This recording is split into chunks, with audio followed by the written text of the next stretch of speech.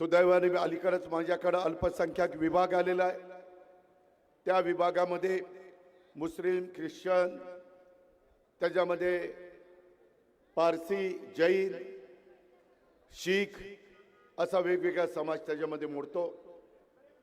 त्याचबरोबर माझ्याकडे क्रीडा खातं आहे, अवकाफ खातं आहे आणि त्याच्यामुळे मी यंदाच्या अर्थसंकल्पामध्ये ठरवलेलं आहे की मला राज्याला वेगवेगळ्या विभागाला निधी द्यावा लागतो, परंतु जो देत असताना माझा अल्पसंख्याक विभाग आहे त्याला संख्येच्या प्रमाणामध्ये निधी मिळत नाही आणि म्हणून तो निधी कसा आपल्याला वाढवता येईल अशा प्रकारचा प्रयत्न माझ्यासारख्याचा आहे।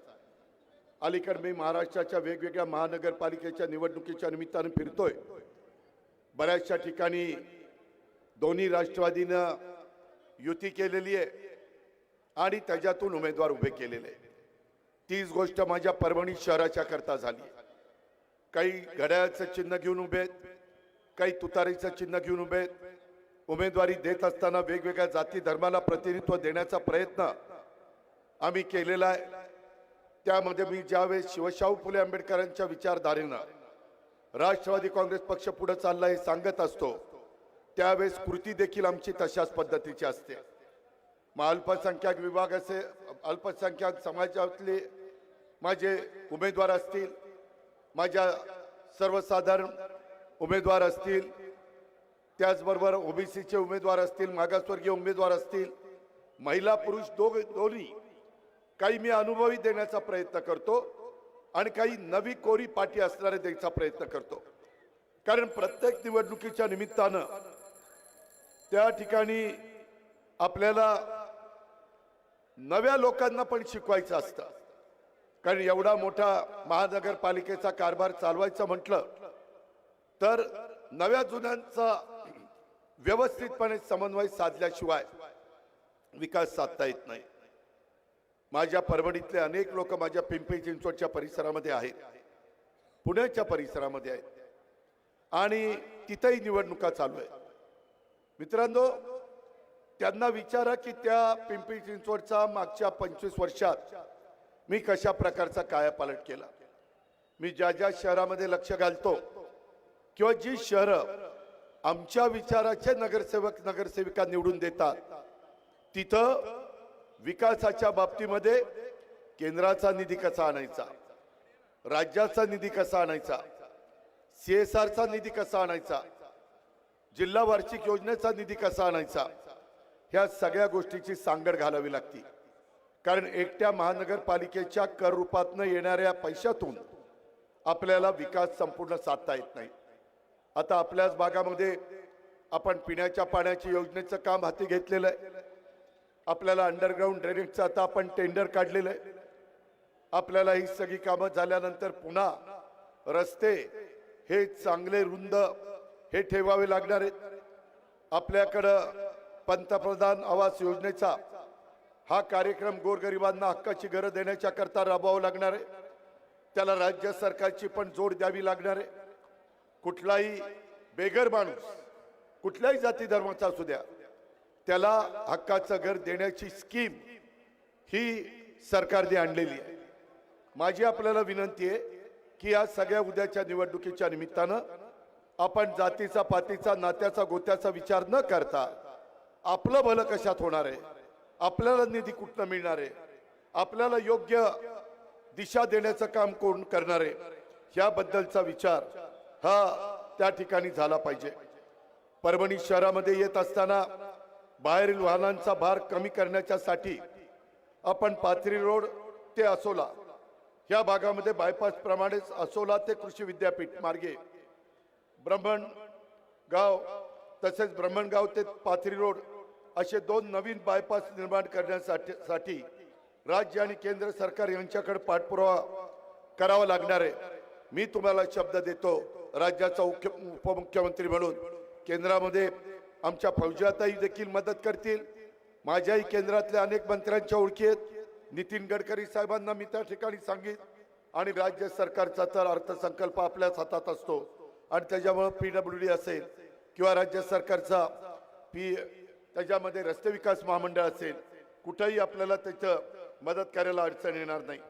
आपल्या परभणी महानगरपालिकेच्या शहरामध्ये मोक्याच्या ठिकाणी बऱ्याच मोकळ्या जागा आहेत, त्यावर बीओटी तत्वावर कॉम्प्लेक्स बांधून जेणेकरून माझ्या महानगरपालिकेचं स्वतःचं उत्पन्नाचं एक साधन हे आपल्याला निर्माण होऊ शकतं.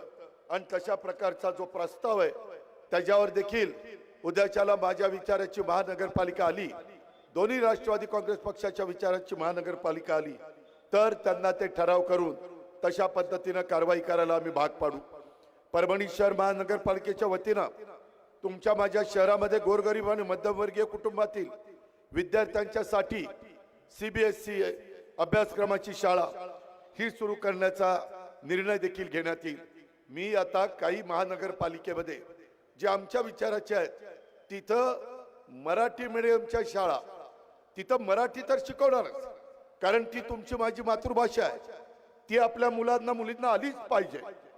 त्याशिवाय आपल्याला कुठलाही दुसरा विचार देखील करता येणार नाही. परंतु ती भाषा येत असताना आपली मुलं मुली बरोबर गोरगरिबांच्या असू द्यात, मध्यमवर्गीयांच्या असू द्यात, त्यांना देखील इंग्रजी अतिशय उत्तम पद्धतीनं बोलता आलं पाहिजे. परंतु ते भाषणामध्ये सांगून चालणार नाही, त्याकरता कृती करावी लागेल.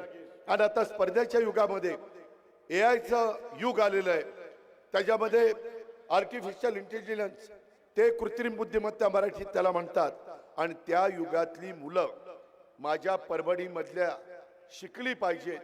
त्याकरता CBSE अभ्यासक्रम सुरू करण्याच्या करता तिथं जो काही निर्णय घ्यावा लागेल, जी काही मदत करावी लागेल, त्यामध्ये आता खूप मोठ्या मोठ्या कंपन्या, NGOs आमच्याकडे येतात की आम्हाला ग्रामीण भागातली एखादी शाळा द्या, आम्ही त्याच्यामध्ये स्वतः लक्ष घालतो, आम्ही त्याच्यामध्ये दर्जेदार शिक्षण देतो, जे मराठी पण उत्तम आम्ही त्या ठिकाणी त्यांचं करतो आणि इंग्रजी पण आम्ही उत्तम करतो. या पद्धतीचा निर्णय आपल्याला उद्याच्या काळामध्ये घ्यायचा आहे. परभणी शहरात महानगरपालिकेच्या वतीनं स्वतःचं मल्टी सुपर स्पेशालिटी हॉस्पिटल हे आपल्याला निर्माण करावं लागेल. वैद्यकीय शिक्षण खात्याची जबाबदारी आपले सहकारी राष्ट्रवादीचे हसन मुश्रीफांच्याकडे आहे.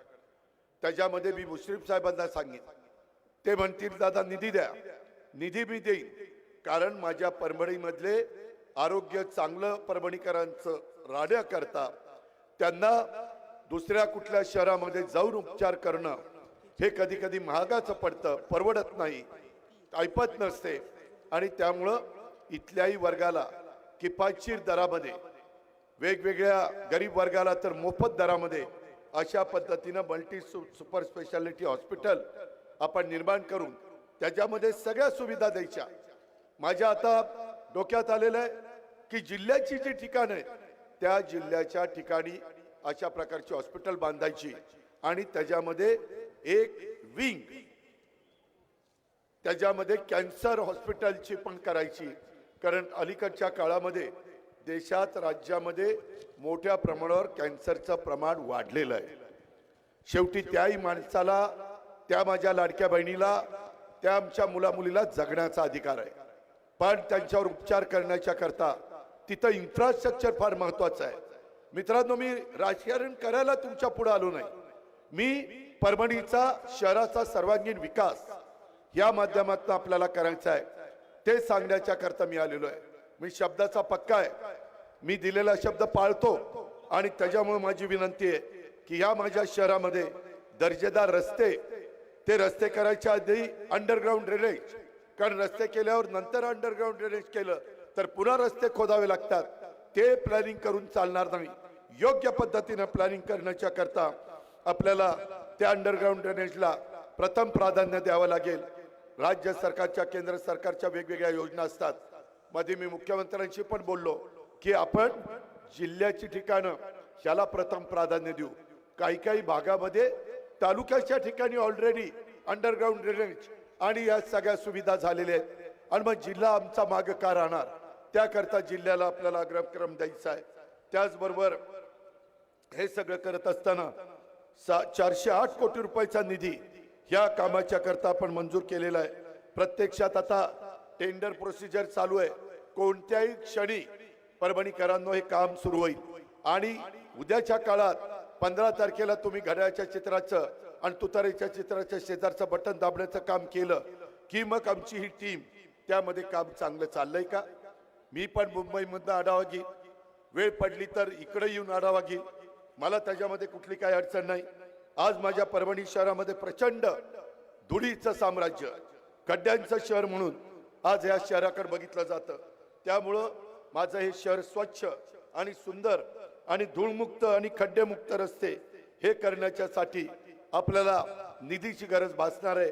आणि ते निधी देत असताना राज्याच्या केंद्राच्या ज्या योजना आहेत त्या योजनेच्या मध्ये कुठं आपल्याला निधी बसवता येईल ह्या पद्धतीचं काम हे आपल्याला सगळ्यांना करायचं आहे. मधी ह्या सगळ्याचा विचार करत असताना मला आठवत आहे त्याच्या संदर्भामध्ये मला स्वतः प्रताप देशमुख असेल किंवा अक्षय असेल किंवा आमचा राजेश असेल, ह्या सगळ्यांनी सांगितलं की दादा आम्हाला इथं कोणत्याही परिस्थितीमध्ये काही गोष्टी करून हव्या. मी त्यांना विचारलं काय करून हवंय? ते म्हणले की जसं तुम्ही पिंपरी चिंचवड केलंय, आज माझं बारामती तालुक्याचं ठिकाण आहे, पण तुम्ही बघितल्यानंतर तुम्ही पण आश्चर्यचकित व्हाल.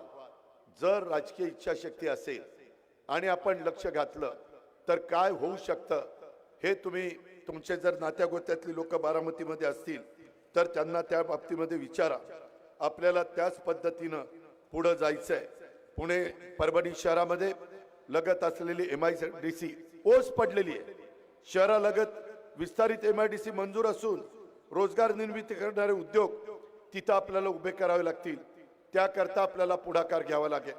शेवटी उद्योगपती गुंतवणूक करत असताना येताना त्या भागामध्ये पाणी व्यवस्थित आहे का, रस्ते चांगले आहेत का, लाईटची व्यवस्था चांगली आहे का, शिक्षणाची सोय चांगली आहे का?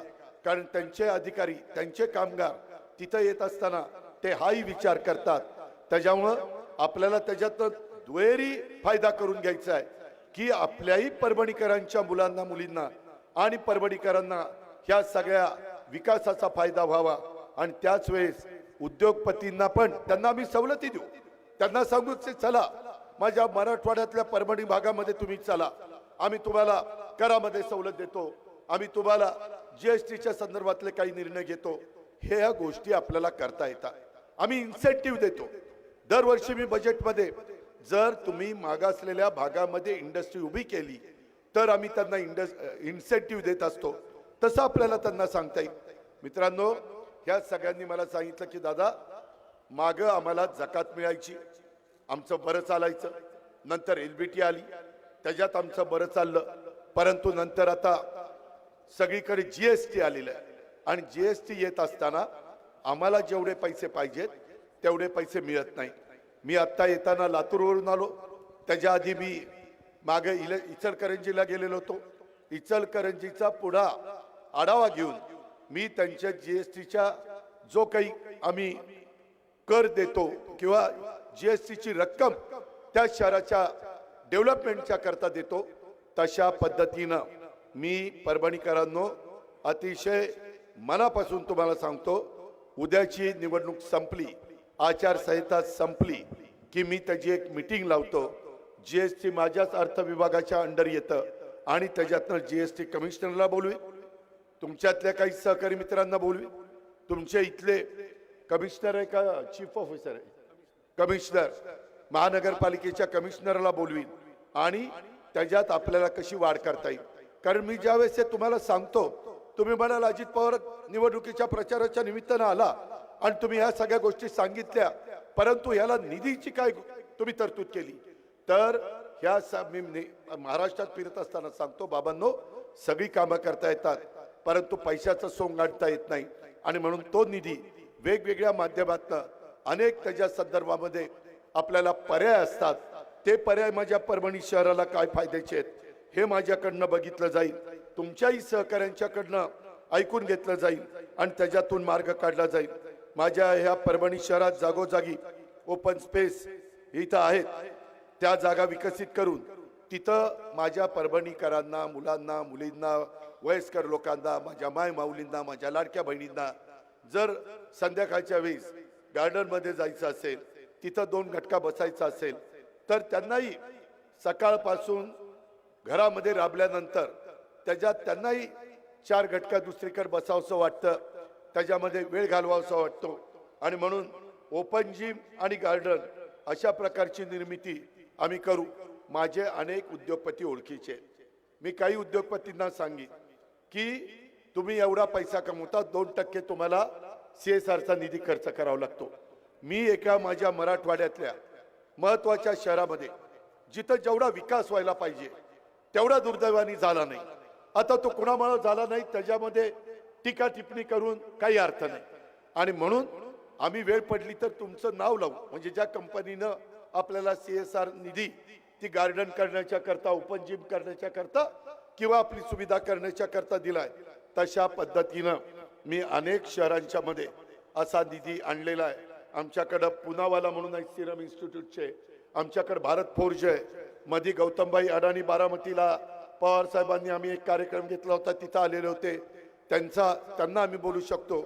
अशा खूप बजाजला बोलू शकतो, अशा अनेकांना आम्ही बोलू शकतो। त्याच्यातून आपल्याला ते काम करता येईल।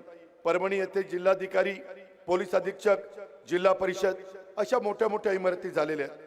शहर महानगरपालिकेची भव्य अशी वास्तू असावी, कारण उद्याच्याला हे निवडून गेल्यानंतर नगरसेवक नगरसेविकांनी चांगल्या इमारतीमध्ये बसून तिथं चांगल्या प्रकारचा विचार करून महापौर, उपमहापौर, त्याच्यामध्ये स्टँडिंग कमिटीचा चेअरमन, सभागृह नेता, विरोधी पक्ष नेता, या सगळ्यांना तिथं काम करण्याच्या करता एक उत्साह आला पाहिजे। अशा पद्धतीनं एकंदरीत आपला काय आवाका आहे आणि त्याला किती स्क्वेअर फीटच्या इमारतीचं बांधकाम करणं गरजेचं आहे।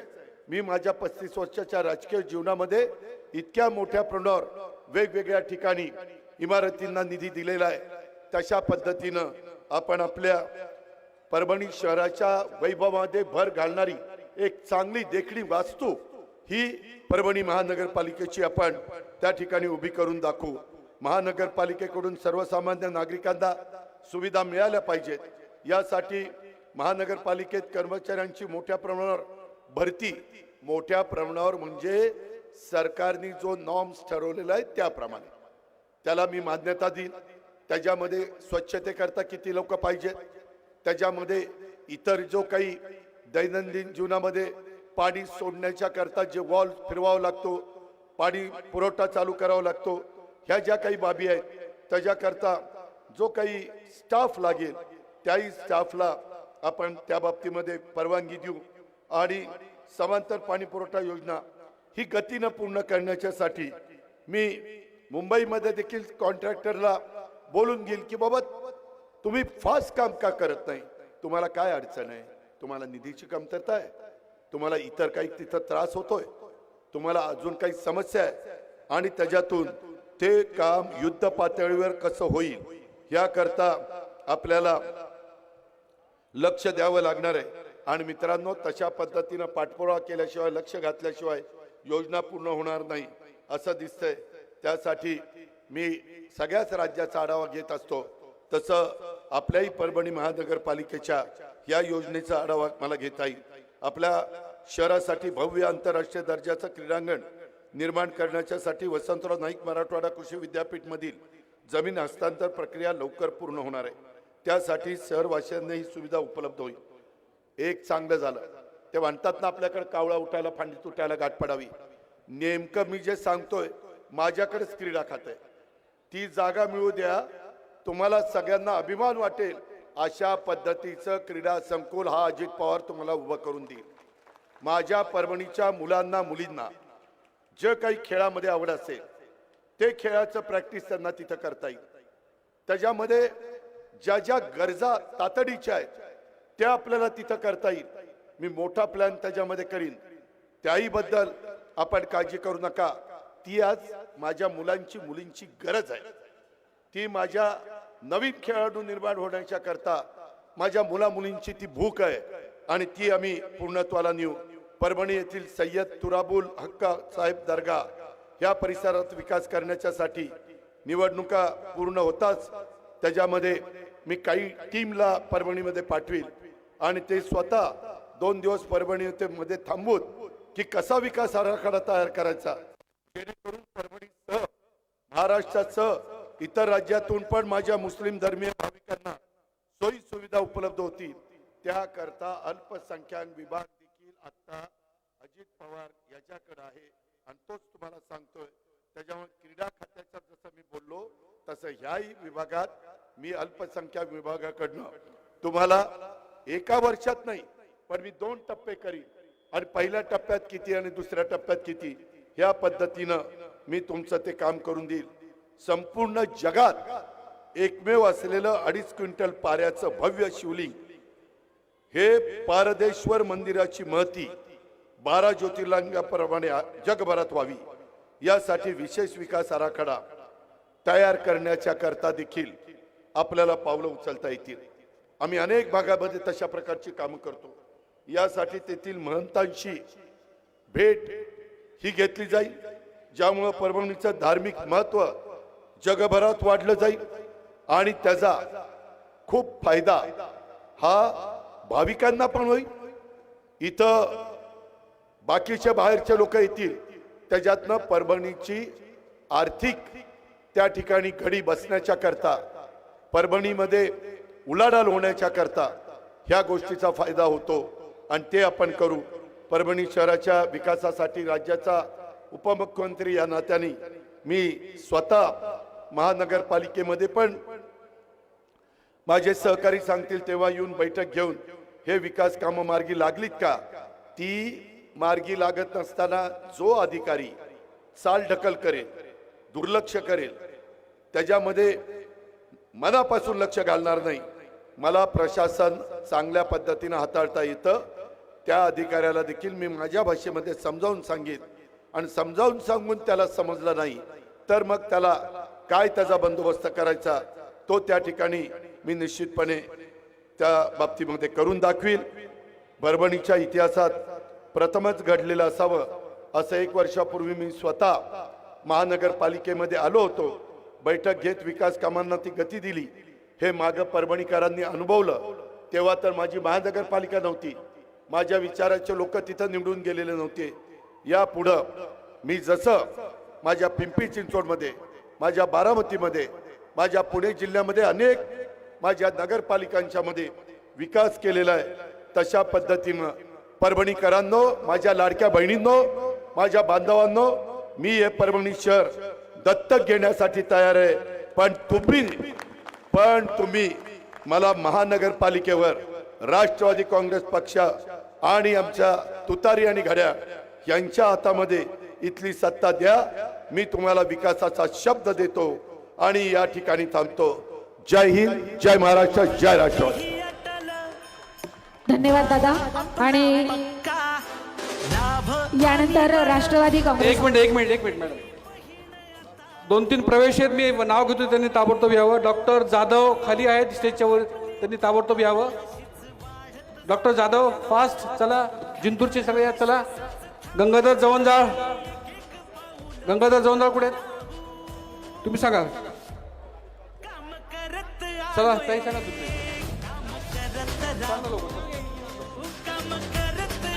मंचकराव वाघ सरपंच टाकळगव्हाण, रमेशराव शिंदे सरपंच परतगव्हाण, मोतीरामजी शिंदे, प्रभाकरराव शिंदे.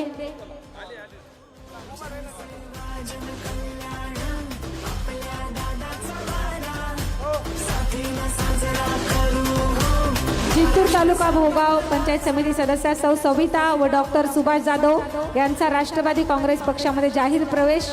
परभणी तालुका गंगाधर बापूराव जवंजाळ, ज्ञानेश्वर भालेराव, माधव पहाड, मारुती चव्हाण, शरद पेंढरकर, प्रद्युम्न टोंग, लहू चोरमाळे, अमोल भालेराव, विकास बोबडे, गोविंदराव काळे, रमेश बोबडे, जगन्नाथ बोबडे, संतोष बोबडे, विजयकुमार झाडे, सखाराम जवंजाळ,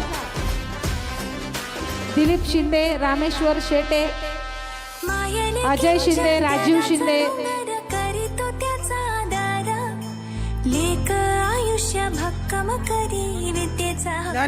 म्युझिक बंद करा. माधव पराड, मारुती चव्हाण, शरद पेंढरकर, प्रद्युम्न टोंग, नवनाथ बोबडे, गणेश बोबडे, जगन्नाथ बोबडे, संतोष बोबडे, विजयकुमार झाडे, सखाराम जवंजाळ, दिलीप हनुमंतराव शिंदे, रामेश्वर शेट्टे, अजय शिंदे, राजीव शिंदे, डॉक्टर सविताताई सुभाषराव जाधव, माजी पंचायत समिती सदस्य सौ सविता सुभाष जाधव,